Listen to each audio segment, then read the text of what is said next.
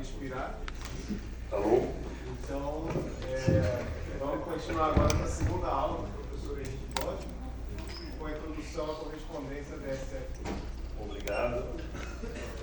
Todo mundo então respirou, né?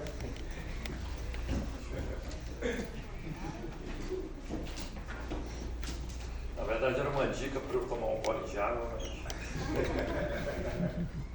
eu pensei em botar assim, pausa para refresco, mas eu imaginei que todo mundo ia sair para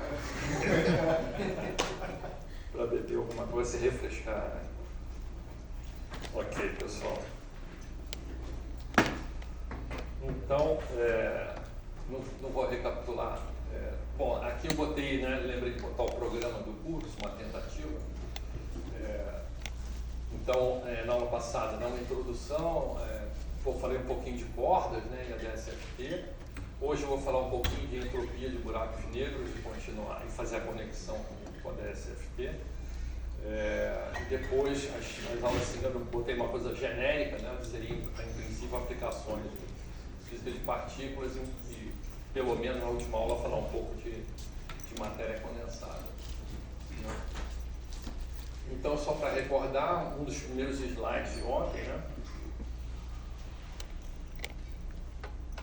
eu dei uma definição bem mais precisa, né, do que é a correspondência, mas genericamente a gente podia definir assim, né, uma equivalência entre uma teoria de cordas no espaço curvo em 10 dimensões, né, esse espaço curvo, né, eu já falei que é o ADS, eu vou voltar a esse ponto, né, com uma teoria quântica em 4 dimensões, que a gente viu que é uma teoria de Yang-Mills, né, com supersimetria, uma super Yang-Mills, né, em 4 dimensões. Né. E a característica importante, fundamental, é que na dualidade, essa equivalência, uma das teorias é fracamente acoplada e a outra é fortemente e vice-versa. Tá? Qual é qual, você pode escolher de acordo com o teu interesse com a tua aplicação, mas uma sendo fracamente, a outra é fortemente acoplada. Isso permite, então, você passar de um problema difícil, que é o fortemente acoplado, para um problema fácil, fracamente acoplado no outro espaço. Bom, então, falar um pouquinho então, sobre buracos negros, e de certa maneira a gente pode pensar que isso é a origem da correspondência. Tá? Então, bom, aqui uma coisa bem genérica, né, sobre a existência de buracos negros. Né, durante muito tempo houve defensores, né, da existência de buracos negros e outros não acreditavam na existência de buracos negros, mas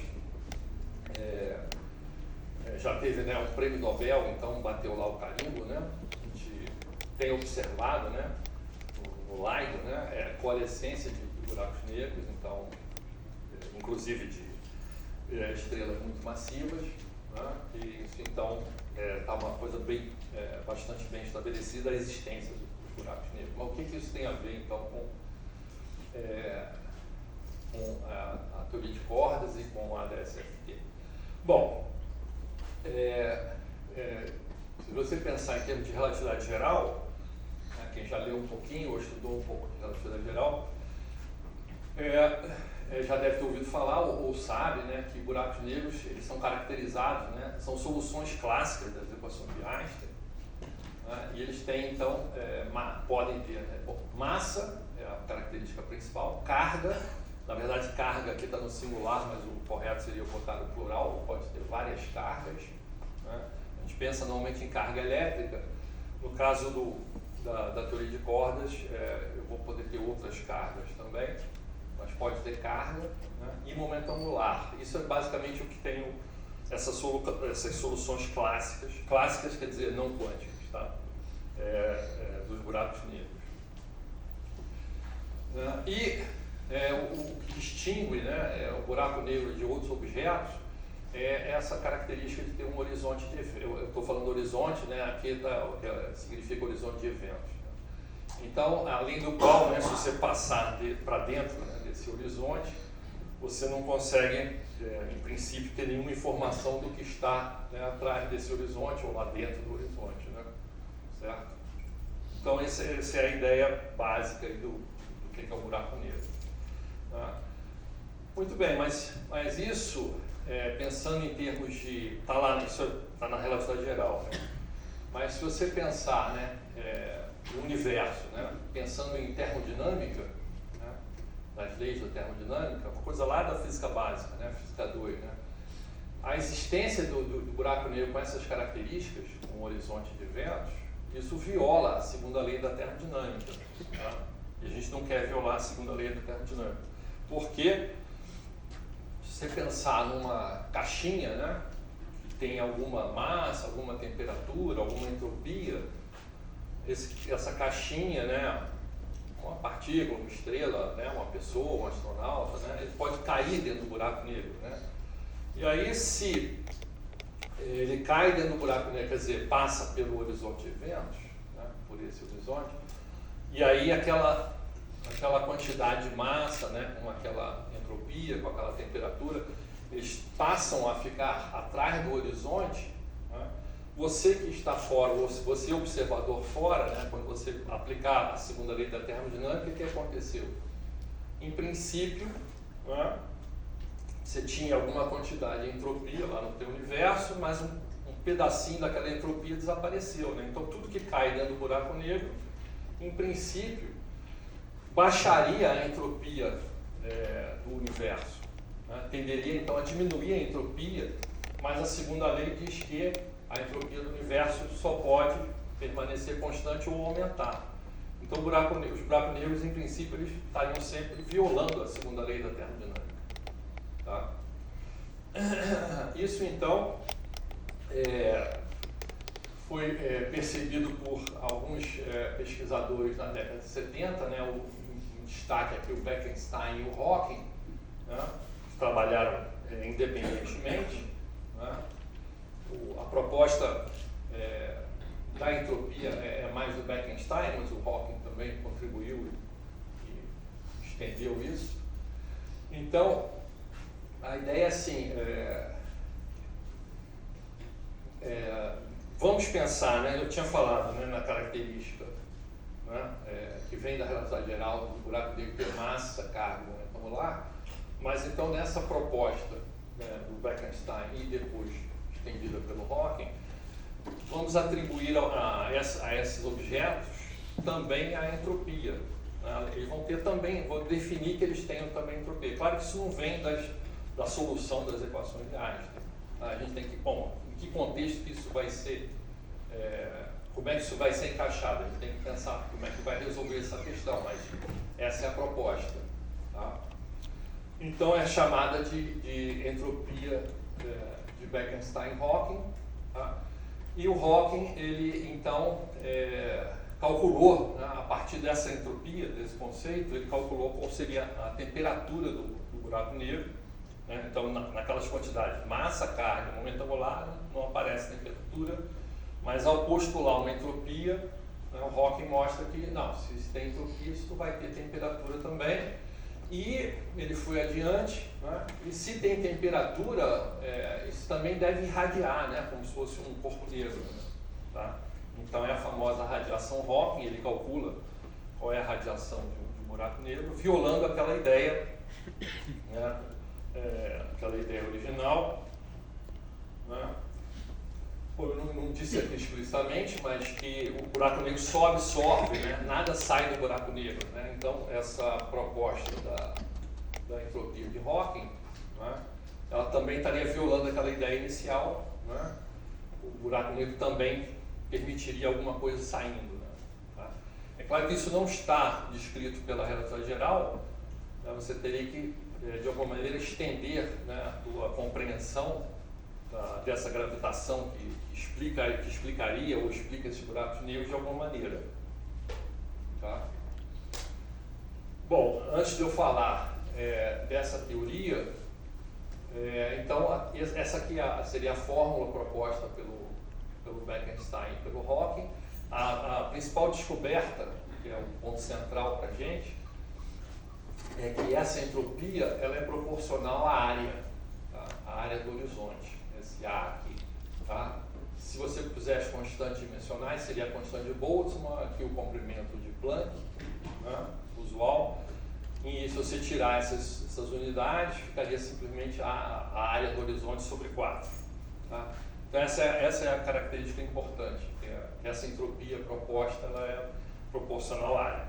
Isso vem de uma série de estudos, né, de teóricos sobre a coalescência de buracos negros, né, e chegou-se então a essa proposta aí, tá? Ficou conhecida como entropia de Bekenstein-Rock.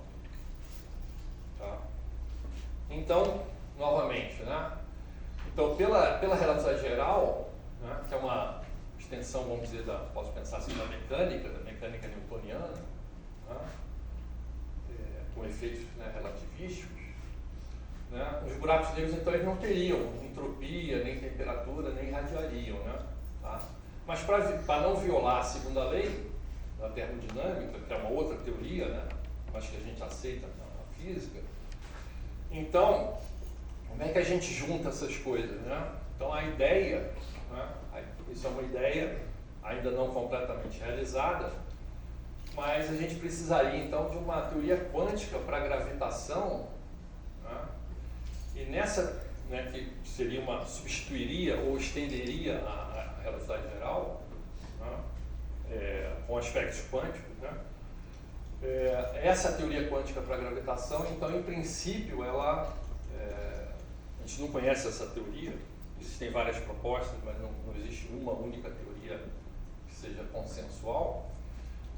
Essa teoria quântica para a gravitação, então, em princípio, ela poderia explicar esse comportamento termodinâmico dos buracos negros.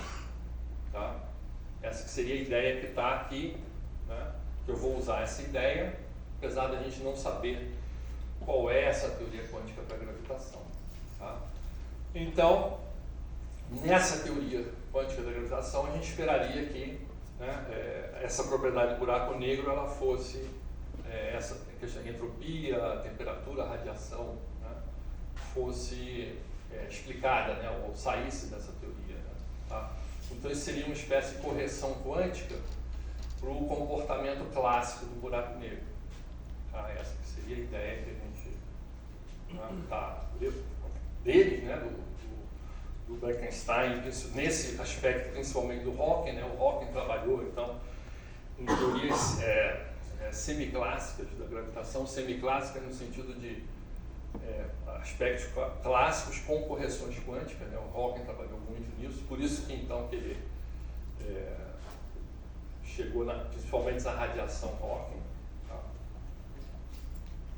Bom, e aí isso levou, né, mais tarde a proposição do chamado princípio holográfico pelo Gerard de Hooft, que foi prêmio Nobel em 99 pela explicação da renormalização em teoria de campos, não pelo princípio holográfico, mas tem artigos bastante importantes. Então ele pensando, né, nessa ideia, né, geral da entropia dos buracos negros, ele formulou esse princípio, pensando, né, em gravitação quântica, essas coisas, ele formulou esse tal princípio holográfico. Tá? É uma ideia, em princípio, então não tem demonstração, tá? Mas é um guia que a gente pode tentar interpretar, eventualmente questionar, mas no caso aqui a gente vai aceitar e vai ver que faz todo sentido do ponto de vista da correspondência da CFT. Vamos ver então. Então qual é a ideia do princípio holográfico? É que os graus de liberdade, né, de uma teoria quântica para a gravitação, né, cujos detalhes a gente não conhece, né, a gente não sabe exatamente qual é, isso foi proposto em 93, a gente não sabe exatamente qual é essa teoria quântica para a gravitação, mas ele acha que deve obedecer esses princípios. Né? Então, esses graus de liberdade dessa teoria quântica de gravitação, né, em D mais uma dimensões, né, num espaço curvo e tal, eles devem ser mapeados, né, todos os graus de liberdade devem ser mapeados numa teoria quântica sem gravitação em D dimensões. Né? Então, como tem esse mapeamento de D mais 1 dimensões para D dimensões, no princípio, dentro dessa ideia aí, deu-se esse nome de princípio holográfico, numa alusão à holografia ótica, né, de você ter uma fotografia bidimensional e dá a impressão que tem 3 dimensões, né, um holograma, né, certo? Então, genericamente seria em D mais 1 dimensões, uma teoria quântica de gravitação, ela é mapeada, né, numa superfície, né, uma dimensão a menos, né, ainda numa teoria de campos, né, mas sem essa teoria onde é mapeada não é gravitacional e tem uma dimensão a menos. Tá? Por que ele bolou isso? Né? Então basicamente ligado à ideia, a motivação tem a ver com a entropia dos buracos negros, né? Porque a ideia é que a entropia seria uma correção quântica dos buracos negros. Então essa correção quântica ele viria de uma teoria quântica de gravitação, que a gente não conhece, mas ela provocaria essa entropia, né?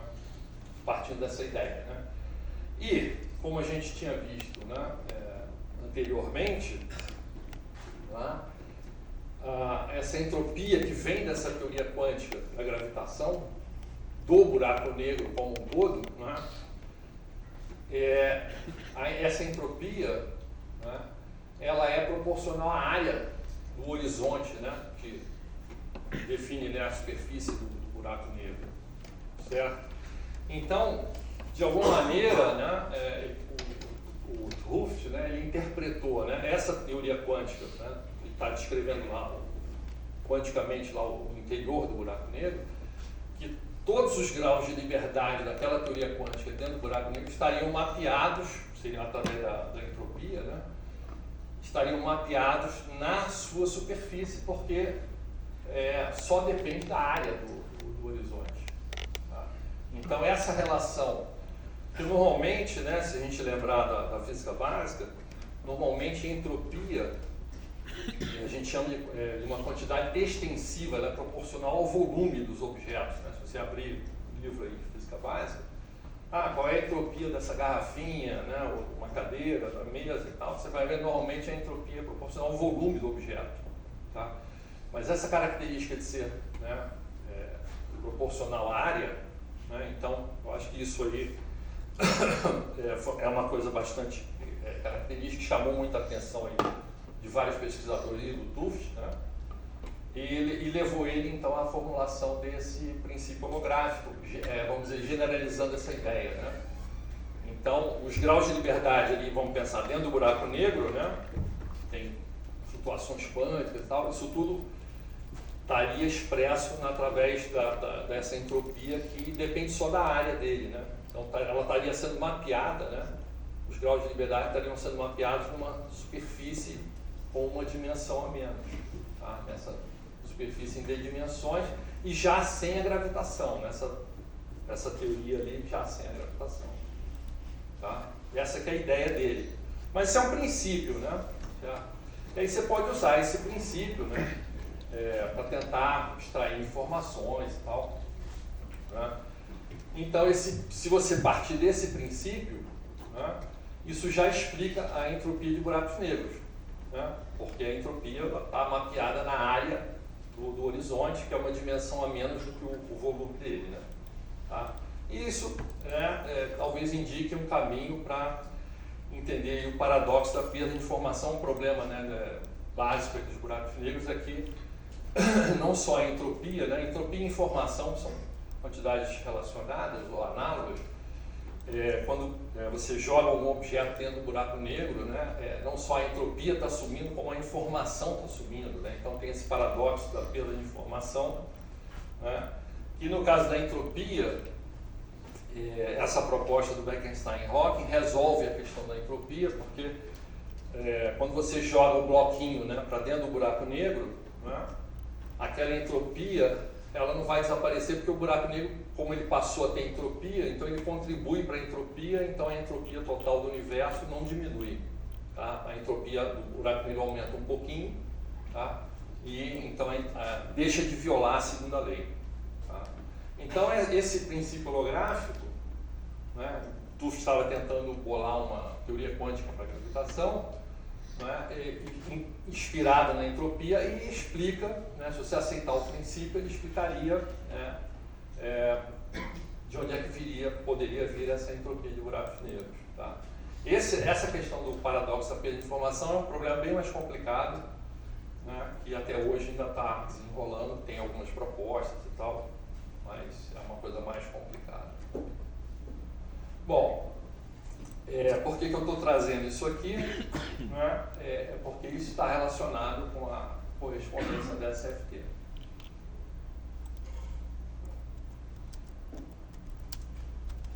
Então, o Maldaceno originalmente, né, quando ele propõe a correspondência, ele não menciona isso, né, mas posteriormente, no review que ele escreveu, eu citei aqui na aula passada, ele já admite que pode realmente ser uma conexão, né, do princípio holográfico com a correspondência da SFT. Vamos ver por quê, né? Então, eu estou concluindo aqui, né? Podemos interpretar a correspondência da SFT como uma realização, né? O Maldaceno escreve isso explicitamente, como uma realização do princípio holográfico. Tá? Por quê, né? Porque na correspondência, né, a gente tem uma teoria de cordas, que a gente estudou na aula passada, né? A gente tem uma correspondência entre a teoria de cordas em 10 dimensões com gravitação.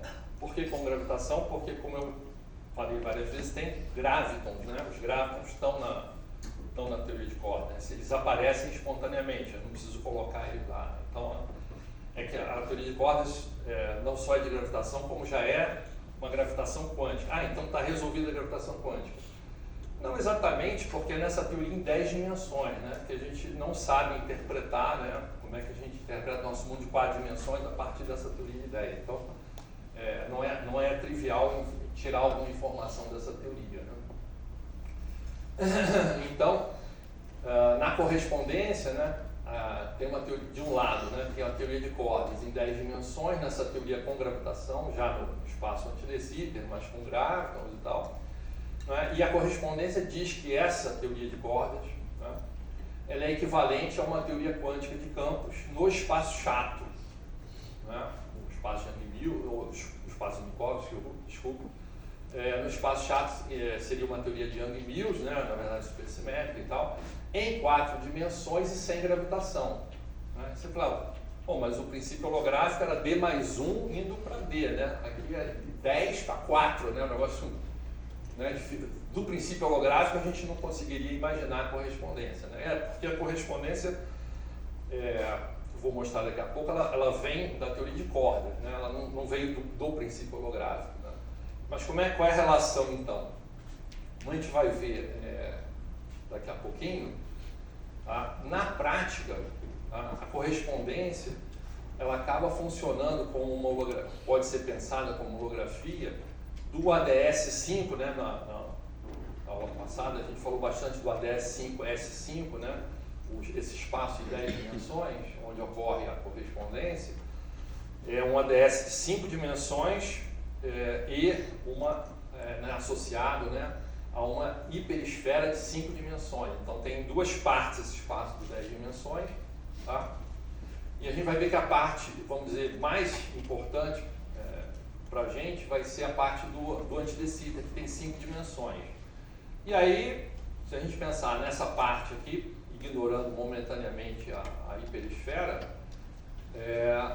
esse cara está relacionado com o Minkowski, né, uma teoria definida no Minkowski em 4 dimensões. Isso aqui parece bastante com o que o princípio holográfico prescreve. Então, o princípio holográfico é uma coisa mais geral, uma ideia, né?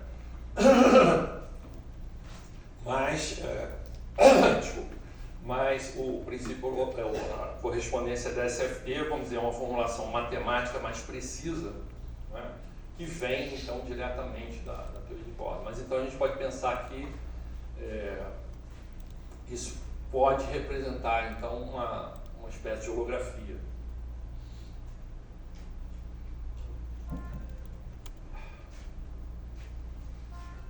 Bom, por que isso está acontecendo, né? Então aqui vou falar então de buracos negros na teoria de cordas, né? Então, como eu tinha falado há pouco, né, os buracos negros então são soluções, né? Não sei se eu acabei de falar essa frase, são soluções das equações de Einstein em 4 dimensões, né? Mas soluções tipo buraco negro, né? Por que tipo, né? Porque a teoria de cordas está definida em 10 dimensões, então aqui não é exatamente a mesma teoria, né? Mostrei na aula passada, né, ações da supergravidade, né, que vem da teoria de cordas, né? Tem gravitação, mas tem outros campos ali também presentes. O que seriam essas soluções tipo buraco negro? Seriam soluções dentro desse espaço da teoria de cordas, tá? Você pode pensar na supergravidade, mas qual seria a característica central? É que eles teriam um horizonte de eventos, análogo a um buraco negro, mas pode ser em 4, 5, 6, 8 dimensões, tá?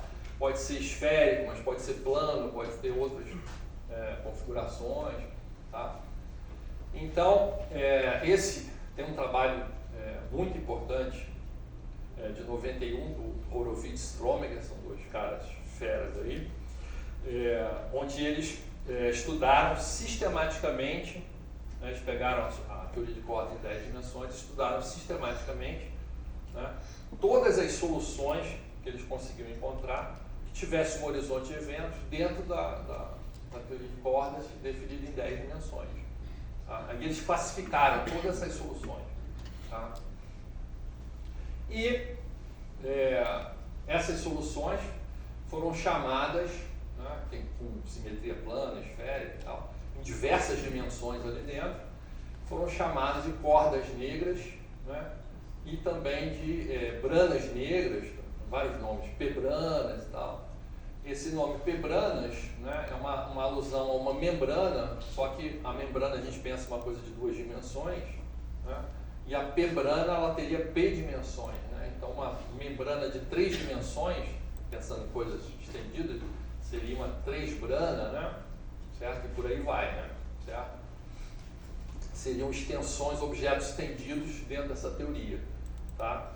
E eles encontram vários desses objetos, várias dessas soluções, matematicamente, precisamente, tal, tá? Classificam essas soluções, então isso passa a ser uma característica, né, uma propriedade dessas soluções dentro da teoria de cordas. Então, buracos negros aqui de maneira bem genérica, né, aparecem então como soluções, né, tipo relatividade geral, só que da própria teoria de cordas. Tá? Então esses objetos estão presentes na teoria. Tá?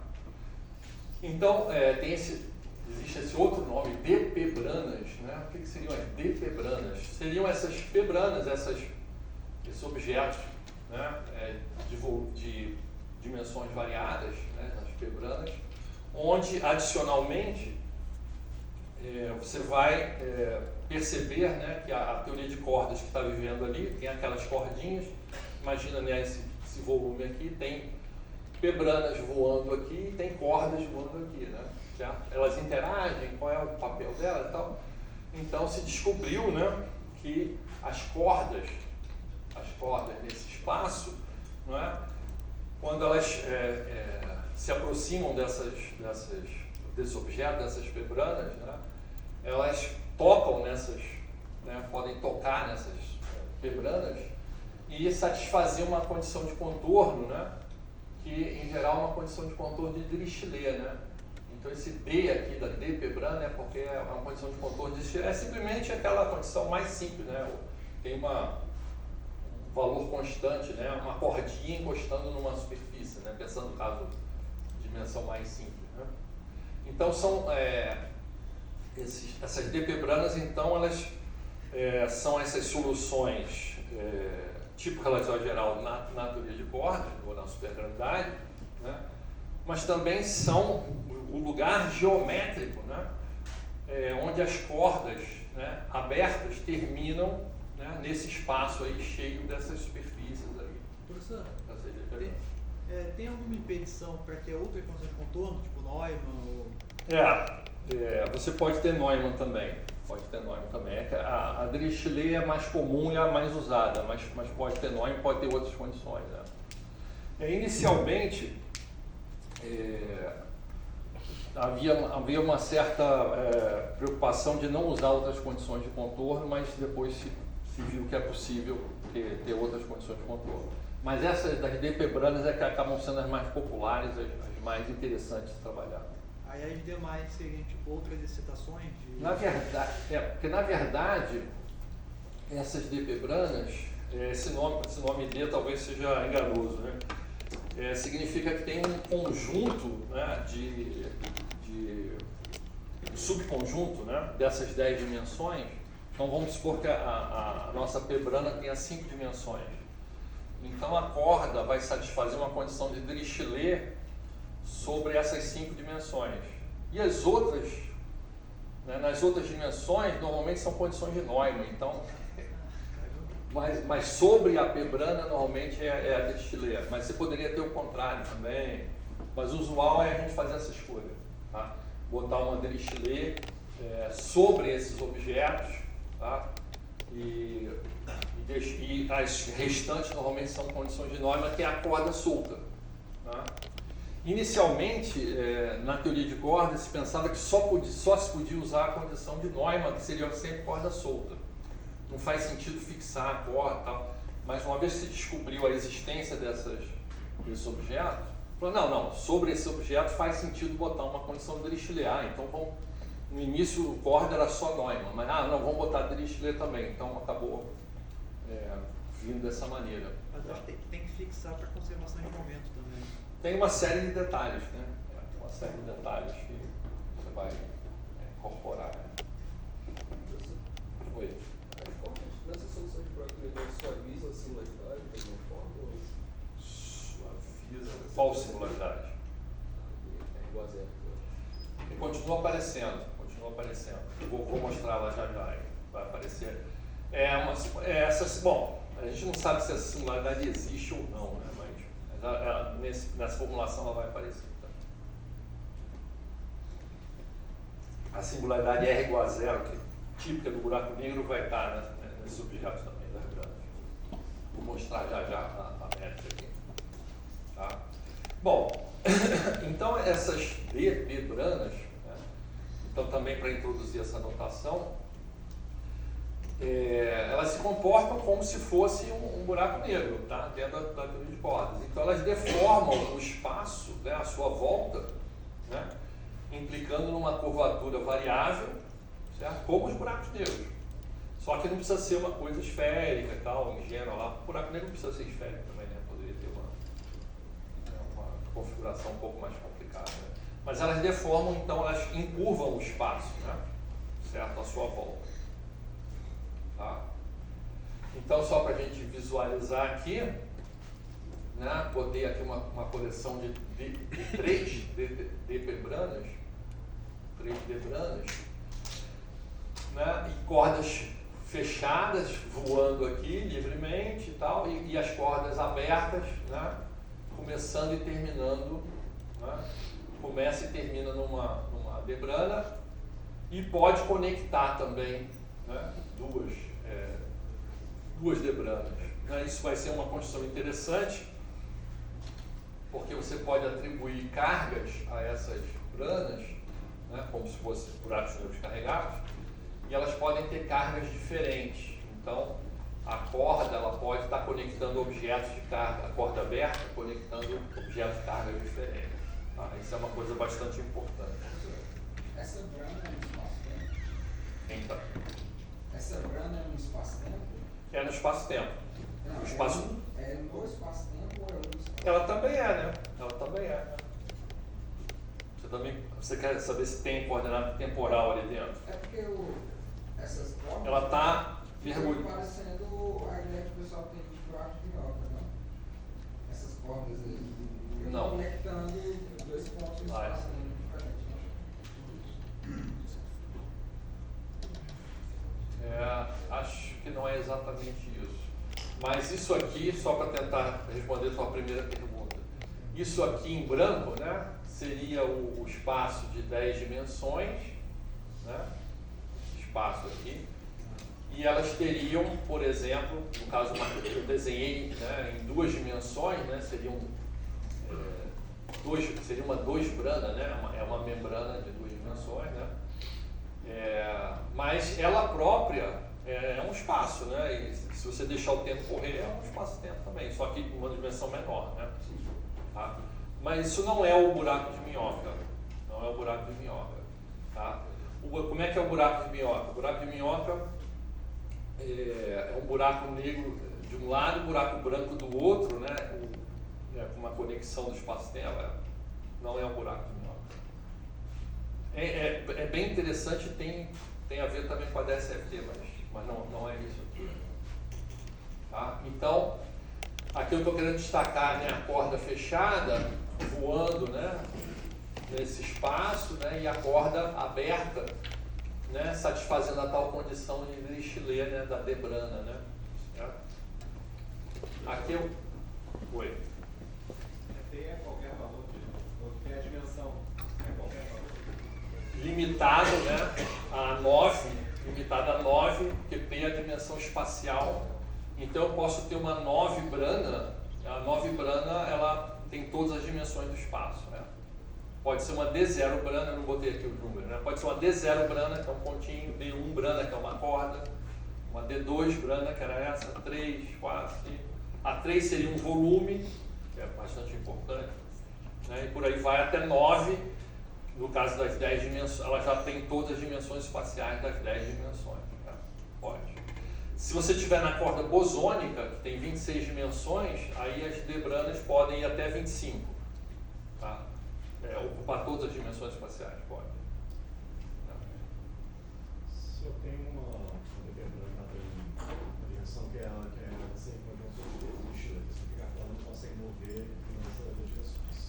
Eu não entendi, desculpa. Se eu tenho a determinana, eles têm uma das direções dessa brana, uma das de Chile na corda. Isso. Aí ela não pode mover a direção. Se a brana estiver parada. Se o momento de quebrando uma incoerência gravitacional do espaço ambiente, a parede ligada àquela corda, Sim. isso não é um problema. Inicialmente, né, como eu estava falando para o Thiago, quando se imaginou as cordas, né, com uma nova teoria e tal, que não se sabia a existência de Debrana, se imaginava assim, a corda pode andar para lá e para cá, livremente, não tinha nenhuma restrição, mas aí quando se descobriu a existência desse objeto, não, aí se você tem um cara desse, né, a corda ela quer ficar ali grudada naquele lugar, então é como a gente, né, eu quero passar essa parede aqui, mas tem a parede, então é exatamente isso, só que lá na teoria de cordas, você tem um obstáculo, né, seria uma espécie de obstáculo na tua teoria, sim. Mas não é se você está quebrando a invariância lógica, você está botando um objeto que está fazendo uma interação, vamos dizer. Existem soluções onde as cordas fechadas podem interagir com o Debrana? Era a minha próxima figura. É um pouquinho mais sutil, né? É um pouquinho mais sutil. Você tem aqui a corda fechada, ela poderia estar exatamente em cima, né? Ela poderia estar exatamente em cima da brana, mas pensando numa situação dinâmica mais interessante, você pode pensar que tem uma corda fechada, né? Ela veio, né? A corda fechada, quando ela anda, ela descreve um tubo, né? A folha de mundo da corda fechada é um tubo, né? No caso da corda aberta, é uma folha aberta, né? Esse tubo aqui é a folha de mundo da corda fechada, né? Aí esse tubo, né? Ele interage, né? Dessa forma aqui com a superfície da Debrana, né? Uma condição de Dirichlet aqui, né? Mas esse tubo ele pode parar, ele poderia parar na Debrana. Aqui nesse exemplo aqui ela segue, né? Ela tem uma interação com a Debrana e segue, né? Então pode. Então, tinha alguém aqui que ia perguntar alguma coisa? Não? Eu vou perguntar sobre se você entendeu. Primeiro, tem um espaço-tempo, né? De 10 dimensões. Certo? Aí você supõe lá que os seus objetos agora são cordas, né? Certo. Aí, além das cordas, vou começar a colocar outros objetos com dimensionalidade maior. Essa é a ideia que você está fazendo? Então, quando alguém, né, lá nos anos 60, teve essa ideia de cordas e tal, por que se introduziu cordas originalmente? Era basicamente para você ter um objeto girante, né, que pudesse, que uma partícula sem tamanho, vamos dizer, não giraria, e aí você encontrou uma relação entre massa e momento angular que era interessante, né? Aí, mas, por que não uma membrana do mesmo jeito e tal, vamos quantizar e tal, mas quando você quantiza a corda, você acha esses modos discretos que seriam interpretados como partículas, né? E aí, se você quer fazer a mesma coisa com uma membrana, tentou-se fazer, vamos pegar, beleza, já fizemos a teoria de corda, vamos fazer agora a teoria da membrana e quantizar a membrana como a gente fez com a corda, mas o espectro é contínuo dessa membrana. E aí chegou-se à conclusão que, né, o que é esse espectro contínuo? Ninguém sabe, então vamos ficar na corda mesmo, tá? E aí dentro da corda, como eu estava falando na aula passada, né, eu comentei, né, que em baixas energias a corda é aproximada por uma teoria de supergravidade, né? Essas branas são soluções dessa supergravidade, são espécies de buracos negros generalizados dessa supergravidade. Isso surge naturalmente dentro da teoria, né? Não é questão da gente... claro que eu posso considerar branas aqui, branas ali e tal, e a gente até faz isso nos modelos, mas isso faz parte da teoria, né? De fato, você pode dizer, na verdade, até que são solitons dentro dessa teoria e tal. Isso está na teoria. Então, a gente considera porque eles já estão lá dentro, né? Não é que a gente nem que esteja querendo estender, tá? Eles já fazem parte da teoria. Como os buracos negros, né? São soluções da relação geral, eles estão lá. E aí acabou se descobrindo, de fato, que eles existem na natureza. E aqui, esses caras estão aí na teoria, né? Então, a gente está tentando entendê-los. Tá? Mais alguma pergunta? Eu fico nessa figura. Pensando no caso de uma dor de grana, mais fácil de ilustrar, não está claro para mim se essa interação, a corda, ela, nesse momento que está interagindo, ela passa a ser aberta, tocando em dois pontos, ou ela atravessa. Assim, eu não sei nem se é com, por exemplo, dar uma interpretação desse tipo de interação. No caso de cordas abertas, a gente até discute, não, um ponto que ela está tocando ali, ela não vai ser interpretado num quarto, naquele caso. Não tem mais pontos de interação. Essa é uma diferença, eu devia ter mostrado esse desenho, né? Quando você pensa em interação de partículas e de cordas, essa é a diferença básica. Não tem esse tal ponto de interação. Na verdade, essa, vamos dizer, qualitativamente é a explicação para a teoria de cordas ser mais bem comportada, de menos infinitos, do que a teoria de campos. Na teoria de campos, a interação é num ponto. Você caracteriza esse ponto. Na teoria de cordas não existe esse ponto. É uma região de interação, né? Seria um bom momento de fazer um desenho aqui.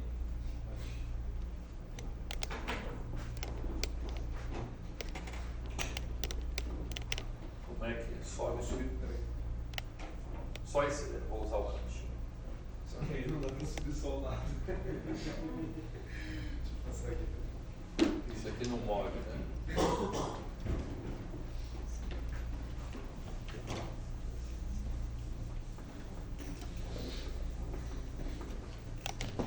Henrique, cuidado que vai subir aí. Peraí. Tá. Foi melhor me afastar.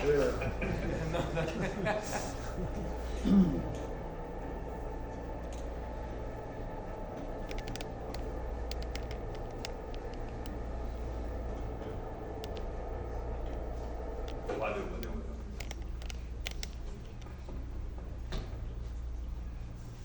Então, normalmente quando a gente fala de teoria de cordas, normalmente qualitativamente, né, você mostra, claro que isso significa,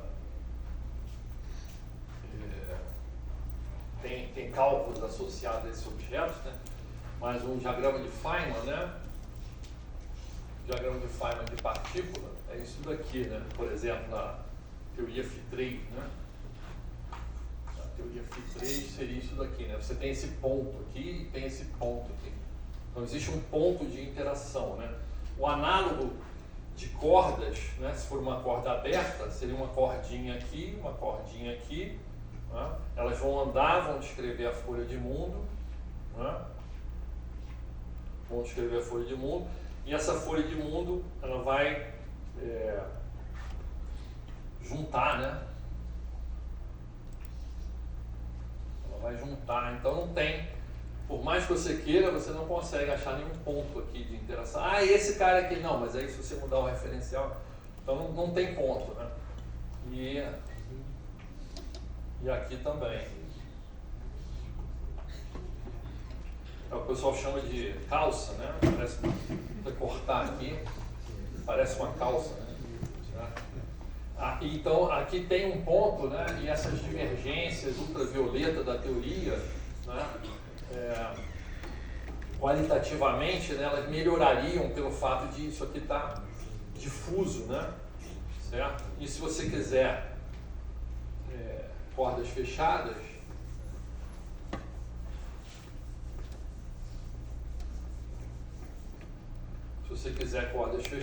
seria assim, né? Seriam esses tubinhos, aí forma um tubo grande e pode sair assim. Claro que eu poderia entrar 2 cordas fechadas e sair 3, 4, né? Como acontece na teoria de campos, só que na teoria de campos, para sair mais campos, eu teria que ter uma interação maior do que a F3, né? Certo? Mas eu poderia ter esse tipo de... E não tem um ponto. Então, então, qualitativamente, essa seria a explicação para a teoria de cordas ser mais bem comportada no ultravioleta do que a teoria de campo. Isso. Por mim, pode ser, ok? Obrigado.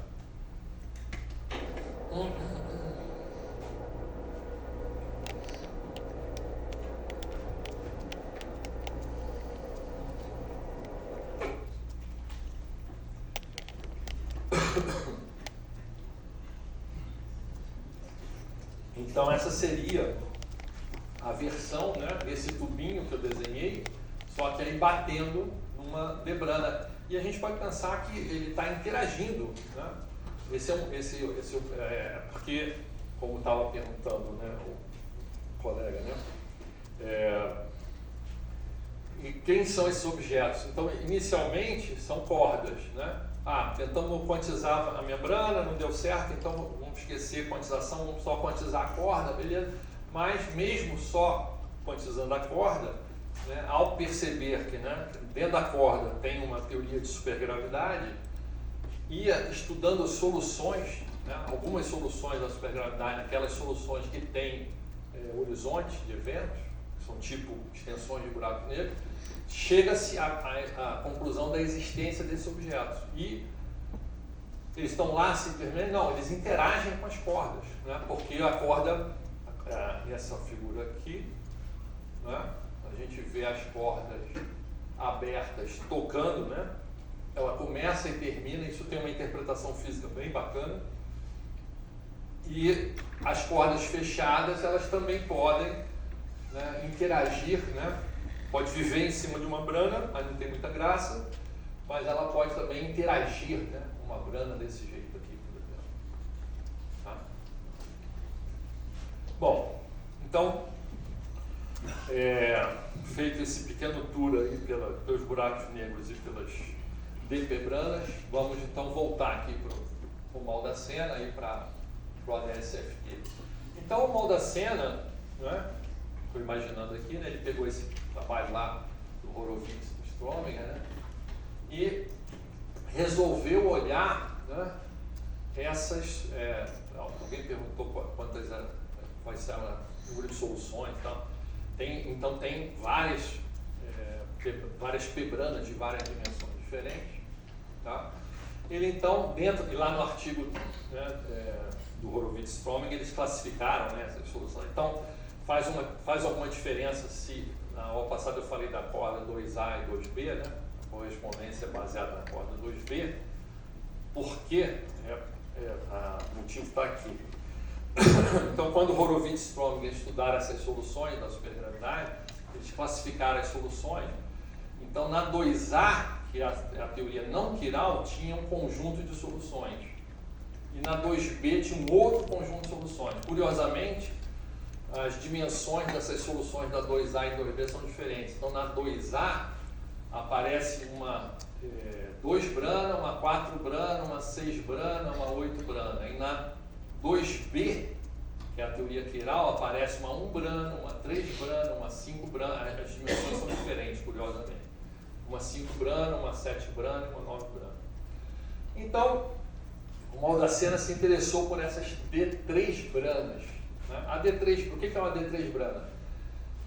Para a gente é um volume, né? É um objeto com 3 dimensões, né? 3 dimensões espaciais, certo? E o tempo pode correr. O D é porque, em cima desse objeto que para a gente é um volume, para a gente, o nosso mundo seria um volume, né?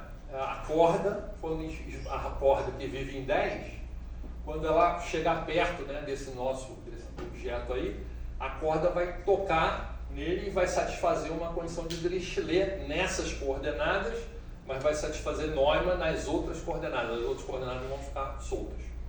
Tá? Então, essas D3 branas, então, para a gente é um volume, né? Então, vocês acabaram de descobrir, né, que a gente vive numa D3 brana. Pô, sensacional.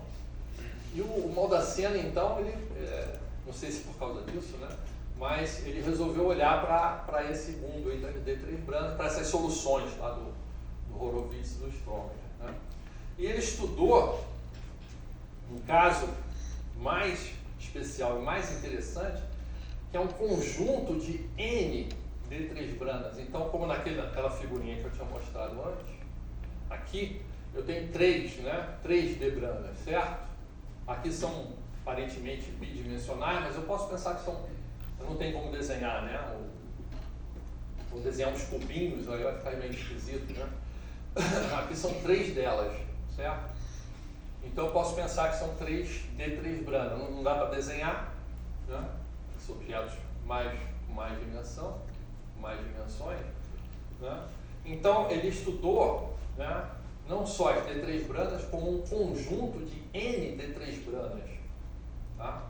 Aí aqui eu vou dar qual é a ideia, mas eu vou mostrar uma continha simples que ele fez, está no artigo dele, né? E a gente vai ver aqui uma coisa bem simples e vai ajudar a gente a entender isso. Então ele estudou um conjunto de N D3 branas e descobriu, né, então, que quando você chega, né, perto dessa D3 brana, tá, próxima do horizonte dela, a curvatura do espaço, né, eu tinha falado, né, que a curvatura de uma D3 brana é uma curvatura variável, certo? Como se fosse um buraco negro, né? Tem curvatura, ela afeta a curvatura do espaço e a curvatura em geral é variável, né? Como o buraco negro, a gente vai ver que é bem parecido com o buraco negro. Tem uma curvatura variável, mas quando você chega no horizonte, a curvatura, né, é negativa e ela se torna constante. Tá? E definindo o chamado espaço de Anti-de Sitter. Né? O espaço de Anti-de Sitter é caracterizado por ser um espaço de curvatura negativa constante. Tá? Então, vou mostrar já.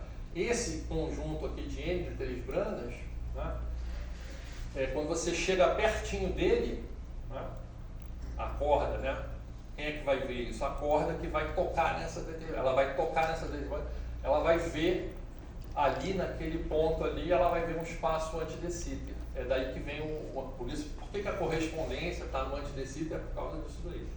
Vamos ver aqui. Então, uma pequena continha aqui. Então vamos lá. Bom, é claro que eu já estou mostrando, né, uma forma bastante conveniente.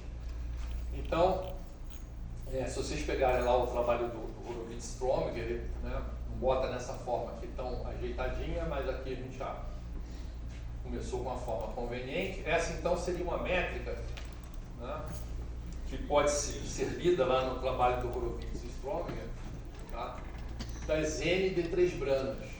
O Maldacena foi lá e, né, pegou naquele artigo lá de 20 páginas Na verdade, isso está lá no final, na última sessão, no caso particular, né? Ele foi lá, pegou. Então, está lá. Então, ND3, então seriam várias dessas branas, tá? E, na verdade, ele vai tomar um limite em que elas colapsam umas sobre as outras, tá? E aí a métrica, isso tudo simplifica a forma da métrica, fica nessa forma aqui, tá? Então, essas ND3 branas, na verdade, eu vou tomar o limite que N é muito grande, tá? E elas colapsam, né? Então, os horizontes delas coincidem, tá? E aí você pode mostrar que gera uma métrica desse tipo aqui, tá? Então, tem esse fator aqui, tem uma coisa tipo um Minkowski aqui, né? E vezes um certo fator. Lembra muito uma métrica de buraco negro isso aqui. Para quem já viu a métrica de buraco negro, lembra muito, tá? Tem uma coisa um pouquinho diferente aqui. Tem um cara que seria tipo Minkowski, vezes um fator, né, elevado a menos 1,5. Tem o mesmo fator do lado de cá, tá? Saiu esse menos aqui está errado, não deveria estar aqui. Achei que eu tinha corrigido. O mesmo fator aparece aqui com o sinal trocado, tá?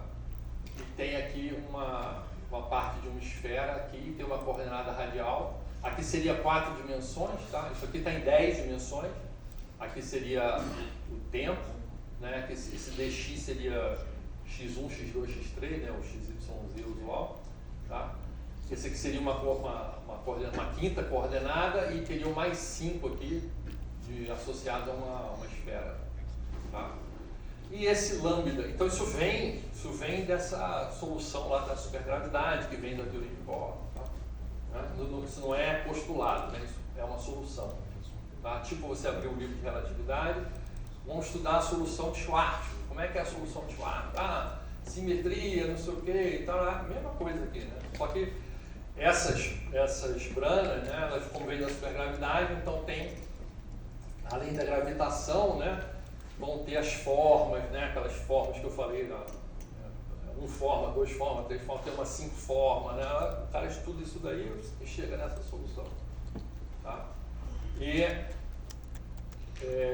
Então esse lambda 4, né, essa constante, é n sobre 2π T3, e T3 então é a tensão, né, é um parâmetro físico, né, de uma única D3 brana, tá? Cada D3 brana, estou supondo que é a mesma, né, tem essa tensão T3 e n é o número delas, tá? Então esse lambda 4, a lambda a quarta potência, né, ele cresce com n, né, certo? E decresce com a tensão da corda. É a solução, tem essa cara aí.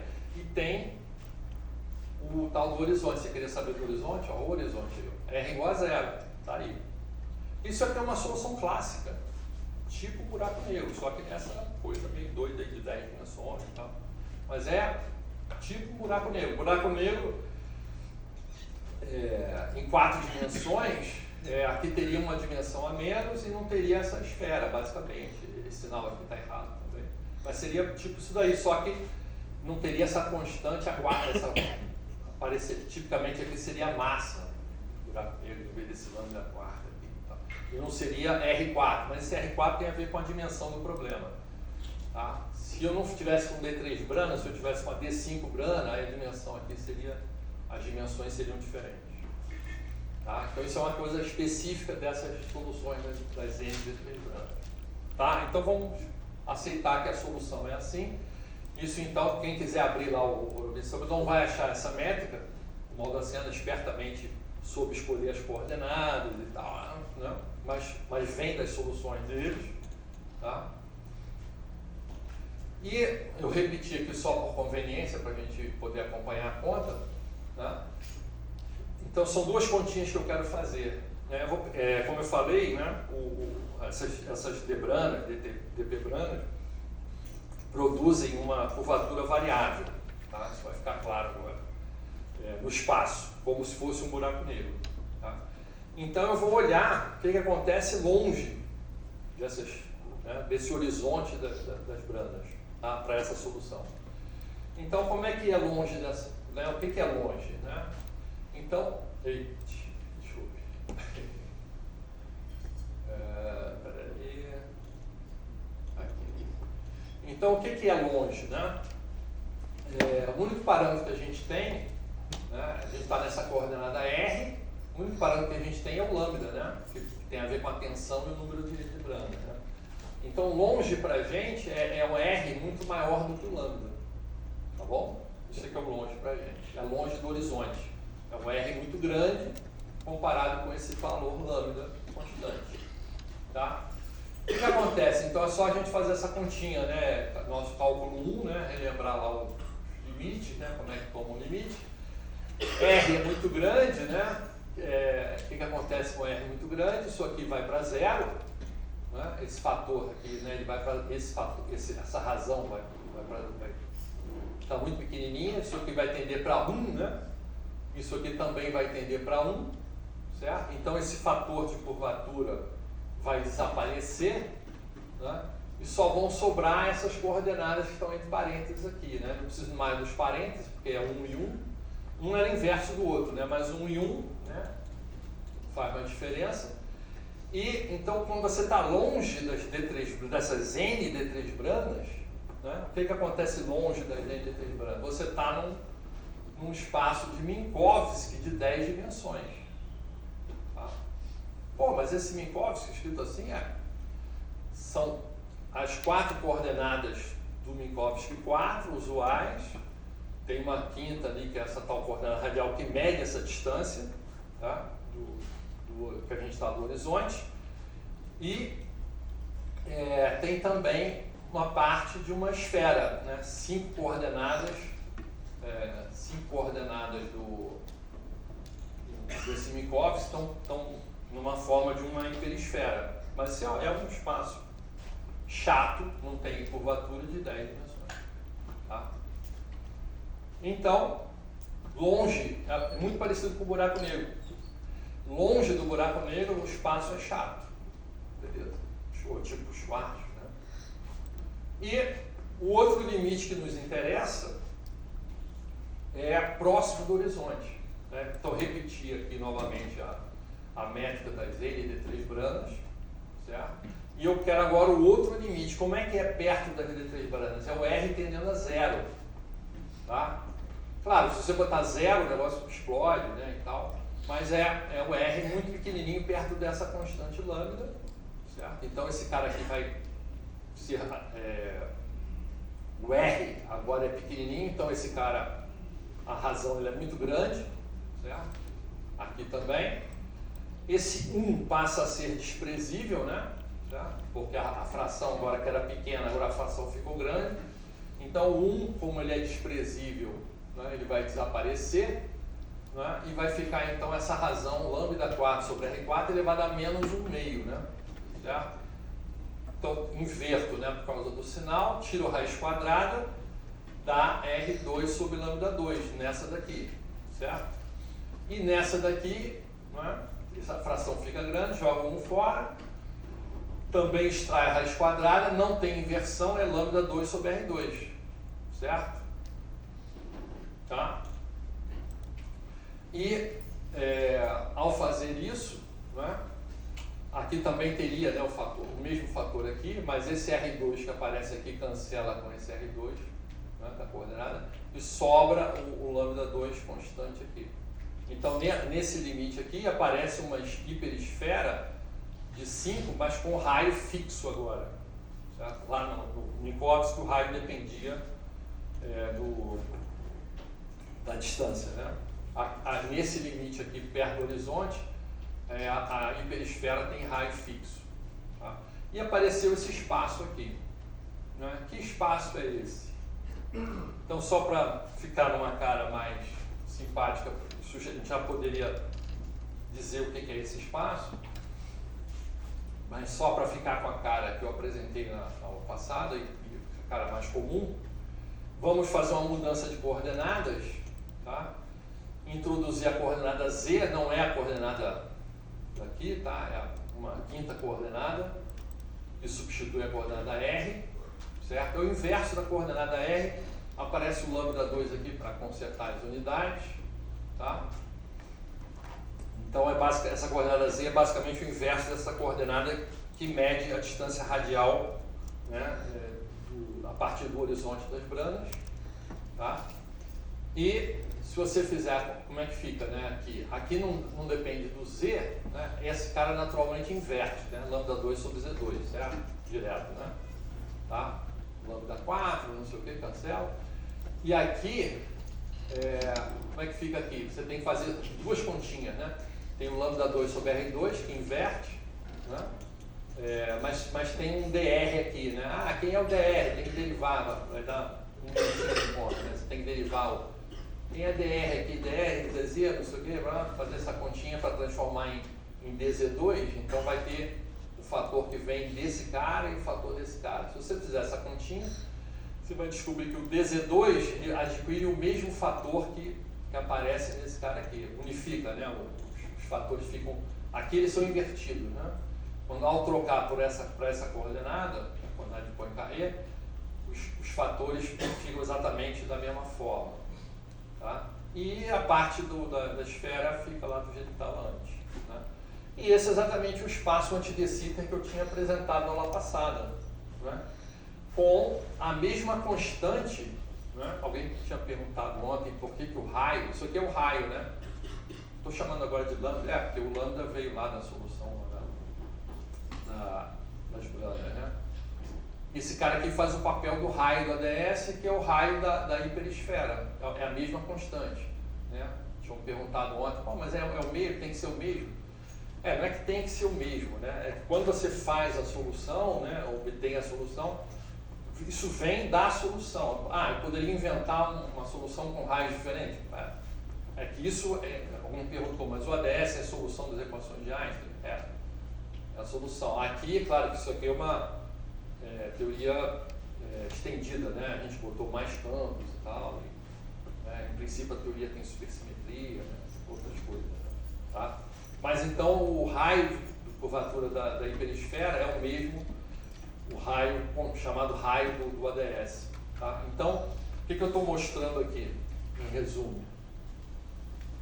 Eu estou mostrando que, quando eu olho para essas D3 branas, né, que existem, né, nesse universo das cordas, nesse espaço de 10 dimensões das cordas, são soluções da supergravidade que surgem na teoria de cordas, né, não é porque eu queira colocar, elas estão lá, né, e quando eu olho para longe, eu vejo um espaço chato, e quando eu olho para perto, eu vejo o ADS5S5, né, exatamente aquela solução que eu acabei de mostrar. Tá? Então, em termos de desenho, né, seria uma coisa assim, né? Lembra muito aí o buraco negro, né? Então, se eu estou aqui, né, o desenho faltou e botar o horizonte das branas, né? Então, estou chamando aqui de R, né, o raio. Então, aqui estaria o horizonte das branas, né? E aí, pertinho dele, né, o pessoal chama de garganta, né, o throat, né, em inglês, pertinho desse horizonte das D3 branas, eu estou vendo um ADS5S5, né? Um espaço de curvatura constante e negativa. É um limite, né? Tá? Mas é o que a corda vê, né? Aquela corda que encosta ali na brana, ela vê esse espaço. Tá? Por outro lado, quando eu vou para longe, né?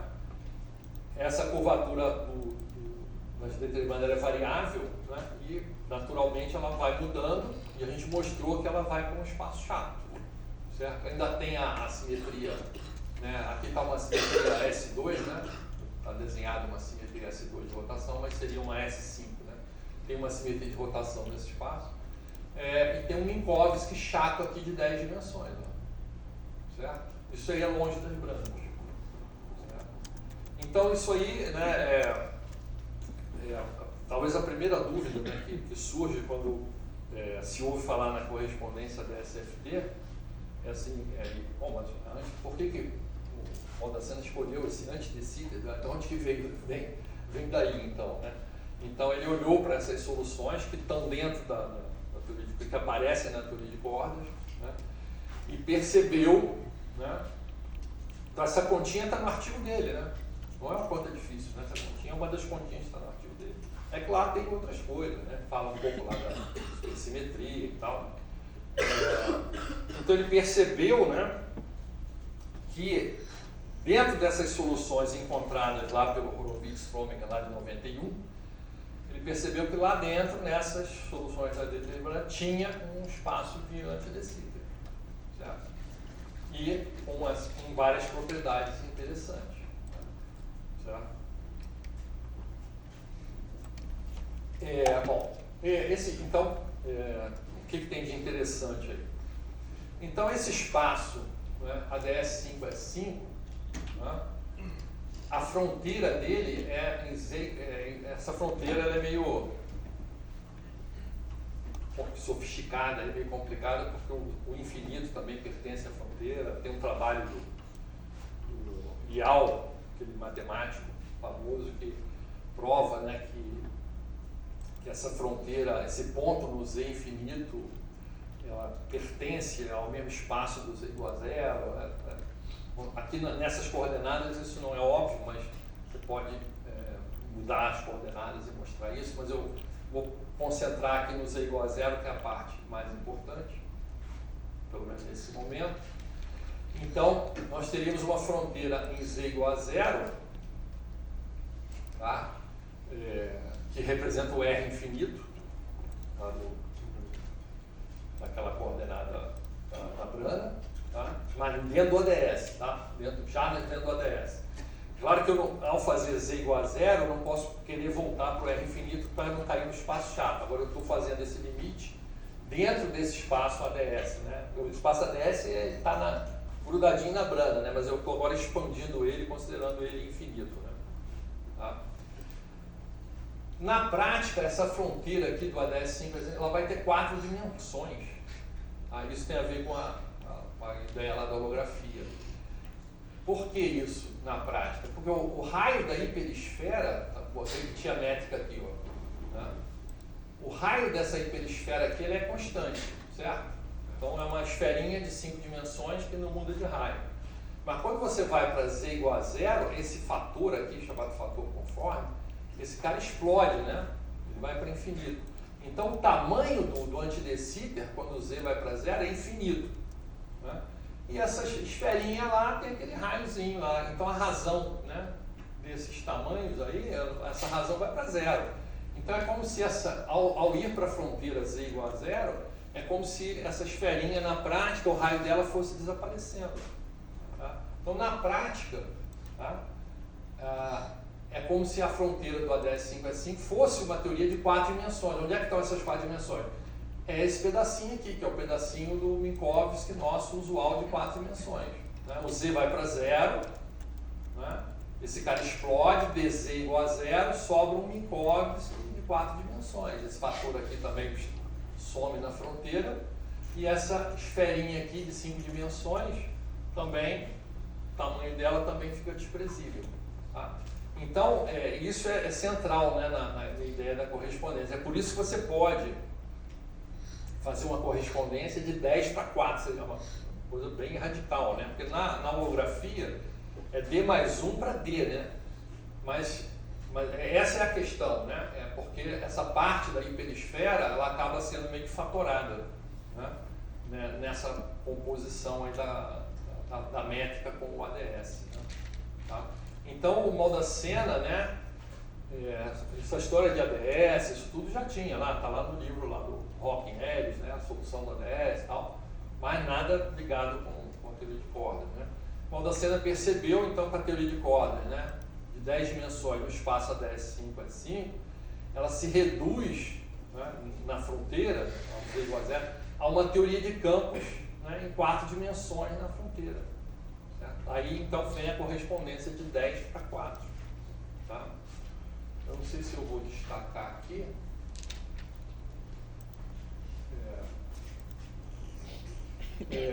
Mas pode se perguntar, né? Precisava ter feito mais algum slide aí sobre isso. E qual o papel, né, dessa esfera aqui? Não tem papel nenhum? Não, tem importância, tem bastante importância. O que acontece é assim, por que isso entra na história da correspondência, né? Então tem uma esferinha, né, de raio fixo que efetivamente é como se ela fosse tendendo para zero quando você vai para a fronteira, certo? Mas a parte, vamos dizer, dinâmica da nossa teoria está aqui. E o que ela está, né, o que essa esferinha está fazendo? Bom, essa esfera, naturalmente, né, a esfera é um objeto simétrico, né, e a gente pode fazer transformações, né, dentro dessa esfera, rotações, né, dentro dessa hiperesfera de 5 dimensões, certo? Então, essa esfera ela vai contribuir para a questão da simetria e dos graus de liberdade da teoria, tá? Então, tem graus de liberdade aí nessa esfera, você pode citar graus de liberdade nessa esfera, tá?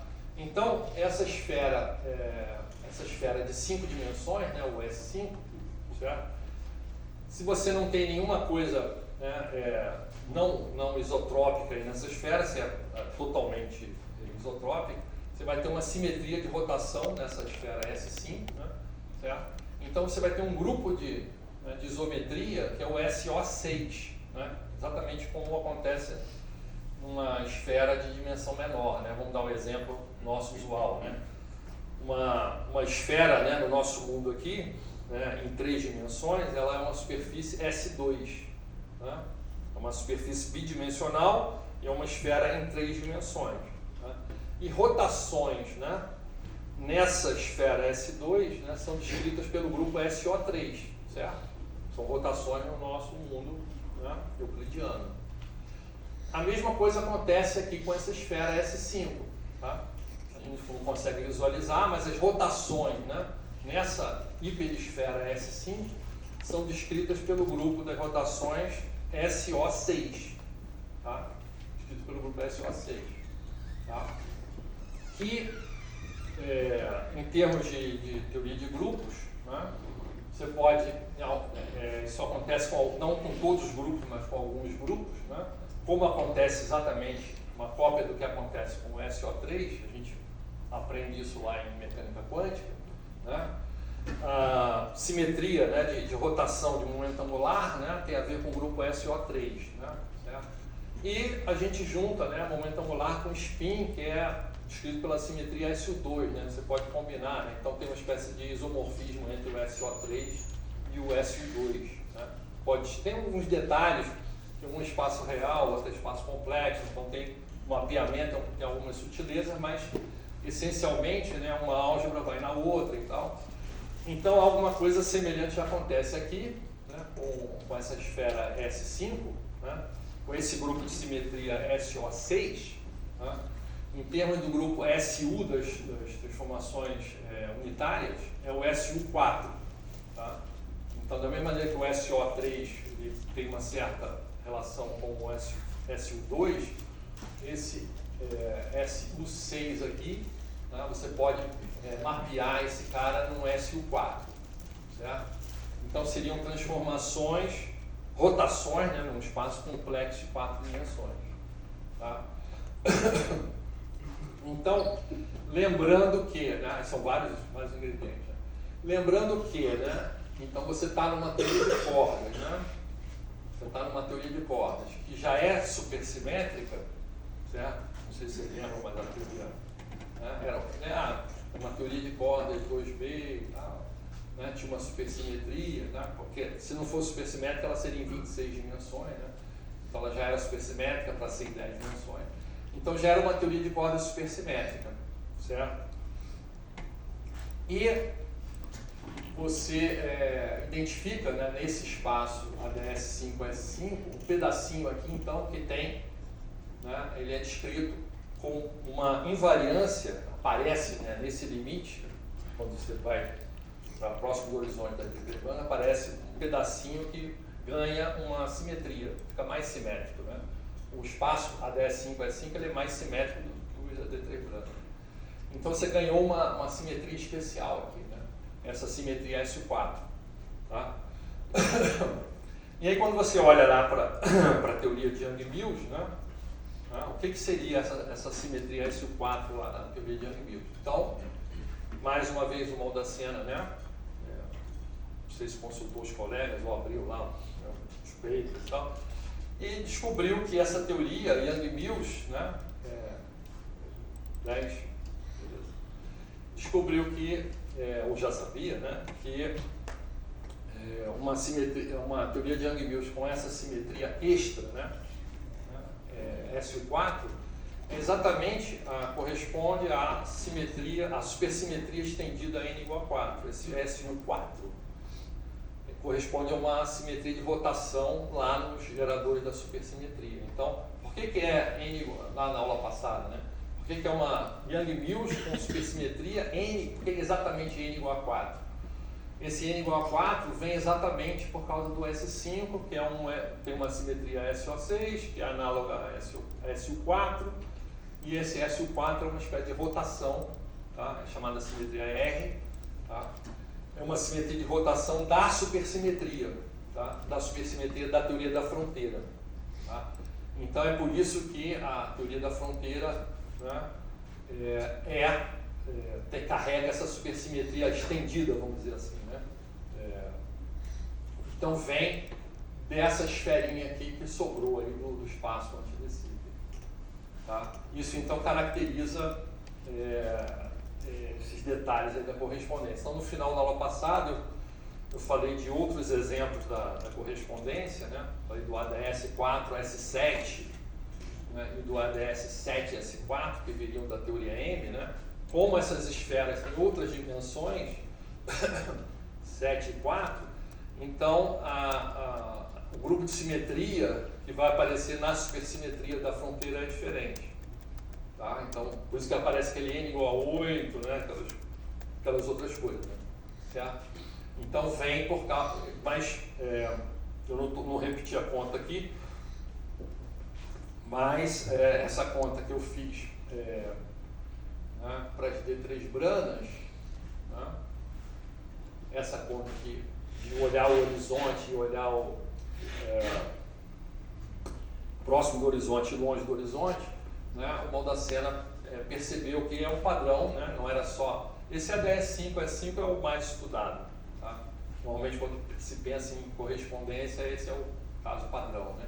E ele é a parte da D3 brana. Mas no caso dessas outras correspondências, são outras soluções dessas. Né? Aí no caso vem da teoria M, né? Mas também tem uma supergravidade, tá? Com 11 dimensões, não com 10. Mas é muito parecido, né? A análise é muito parecida com essa, naquele artigo do Petersen que eu citei na aula passada. Ele discute esses casos lá, mostra como é que essas métricas estão lá e como é que se obtém esse limite. E aí, apesar da métrica ter detalhes diferentes, basicamente, tá, você vai chegar, nesses outros casos, né, você vai chegar em métricas, né, desse tipo aqui, mas com outras dimensões. Não vai ser o ADS 5S5, né, vai ser o ADS 7S4, então vai ter uma dimensão a menos aqui, e esse cara vai ser uma hiperesfera de 7 dimensões. Né? Então, na hiperesfera de 7 dimensões, o grupo de simetria é o SO8, né? Uma dimensão a mais. Né? E isso, então, vai estar relacionado com o SU, alguma coisa. E aí, né, vai por aí para esses casos aí da supersimetria. No outro caso também, né, do ADS 7S4, curiosamente é colocado, né? Professor, vai ter uma dimensão menor e tem uma outra, uma supersimetria menor. professor, ali na métrica da Page grana, o horizonte fica em R igual a lambda, né? E aí, tipo, pra... Não teria... Não é lambda. Zero. Aqui é mais, né? É porque talvez você pense, porque quando a gente está trabalhando, dependendo das coordenadas partidas, é 1 menos, né? Aqui é 1 mais. Se você puser R igual a lambda, não acontece nada. R igual a 0 é que vai ter uma singularidade. Beleza. Tá? Beleza. É que na Schwartz normalmente é 1 menos, né? E aí tem o R igual a 0 e tem também quando o 1 é igual àquele pedacinho. Aqui é o R igual a 0. Então, nesse sentido é um pouquinho diferente. Você pode colocar naquela forma, mudando um pouquinho a coordenada, é possível também botar nessa outra forma. Posso aproveitar? Claro. Mas aí seria uma singularidade nula, né? Porque você não tem horizonte, isso aí Como é que mostra que isso aí é um horizonte? Dá para discutir isso, dá para discutir. Não sei se eu vou saber discutir, mas... A princípio não teria problema, a literatura pessoal mostra que não é singularidade boa, não é nada disso. Né? É só uma questão de sistema de coordenadas.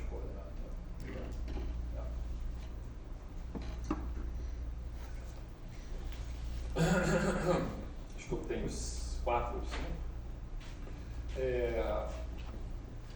Então essa que seria a imagem aí das D3 Brana gerando, né, o ADS5 e lá longe o Minkowski, que dão então força aí para essa nossa correspondência.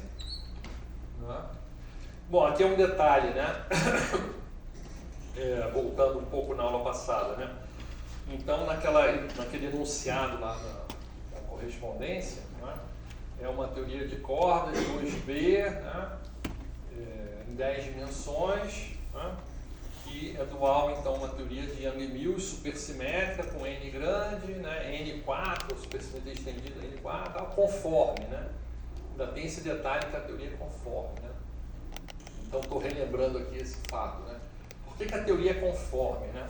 Isso é outra coisa que era previamente conhecida, né? Que encaixou aí bonitinho nessa história do Maldacena. Que essa tal teoria, né?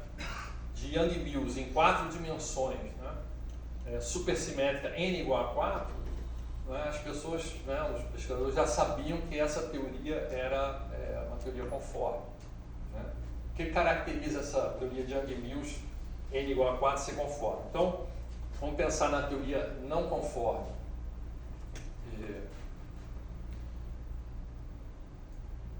Poderia subir o quadro aqui? Não sei quem é. Acho que não. Acho que não. Tudo bem, tudo bem. Eu falo só. Então, vamos pensar no caso não conforme. Vou tentar subir lá, peraí. Tá bom. Vou falando tudo. Então, vamos pensar no caso da teoria de Young-Mills, é usual, né? Não supersimétrica. Né? Então, um resultado muito importante, né? Que deu o prêmio Nobel também para o Gross, o Wilczek e o Pulitzer, né? É que você pode calcular como é que varia, né, a constante de acoplamento da teoria de Young-Mills.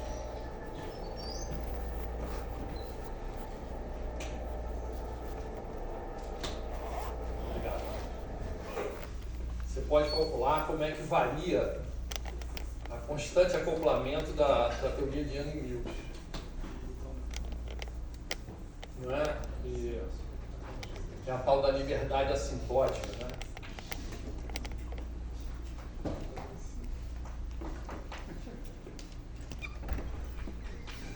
Então, o que eles mostraram, né, lá na década de 70 é que seria a constante de acoplamento na teoria de Young-Mills, ela, por renormalização, né, ela cai, né, e tende para zero, né, certo? Nesse limite aqui é a tal da liberdade assintótica. Né? A constante iria para zero, né? Em energias muito altas, né? E, por outro lado, se você extrapolar, né, para cá, essa constante ela seria muito grande, né? Certo? Isso aqui explicaria sugere que haja um confinamento. A gente vai falar também nas próximas aulas. Na verdade, essa conta aqui, ela não pode ser feita, tem uma certa escala, vamos chamar de E0 aqui. Você consegue fazer essa conta, tá? Aproximadamente onde o G vale 1 ou menos, você consegue fazer a conta perturbativamente. Aqui seria o regime perturbativo e aqui seria o regime não perturbativo. Então aqui a gente não sabe fazer a conta em geral, mas sabe fazer a conta aqui. Se você extrapolar para cá, aparece logo o confinamento, né? Então, na teoria de Young-Mills usual, né, a constante de acoplamento cai, que seria uma constante, né, o running coupling, né, ele na verdade cai, né, isso deu lá o Nobel, né, para eles, né, mostrar que isso acontecia, né, mas se você, né, calcular agora, né, essa constante de acoplamento nessa Super Yang-Mills n igual a 4, tá? O resultado é esse aqui, a constante é constante, ela não anda, tá? Então a tal da função beta é nula, que mede quanto varia esse cara, ela não muda nada, tá? E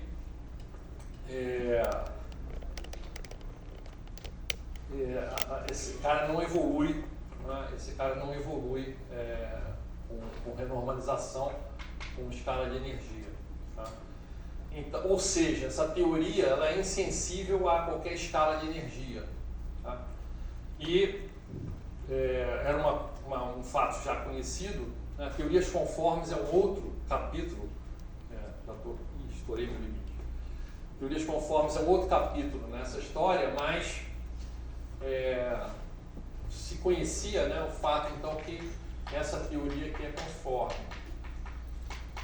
ou seja, não tem nenhuma escala, tá, nessa teoria n igual a 4, então você pode pensar, não serve para nada e tal, mas a gente vai mostrar que ela é interessante, tá? E ela justamente, né, se encaixa nesse quadro aí do Maldacena, né, como a gente viu, né, o n igual a 4, né, da Super Yang-Mills vem então do S5, né, não é uma escolha, né, isso vem da solução das letras brancas, tá? E surge então, né, essa Yang-Mills, a Yang-Mills em geral não é conforme, mas essa Yang-Mills em 4 dimensões, n igual a 4, ela é conforme, tá? Em outras dimensões, são outras supersimetrias que são conformes, tá? Então aparece exatamente uma teoria conforme ali na fronteira, tá? Então vou parar por aqui, tá?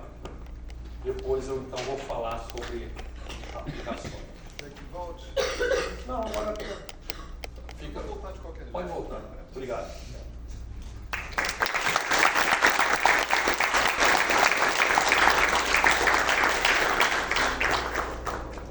Pessoal, a gente tem que ficar uma ou duas perguntinhas rápidas, se alguém tiver, depois a gente vai para o almoço, né?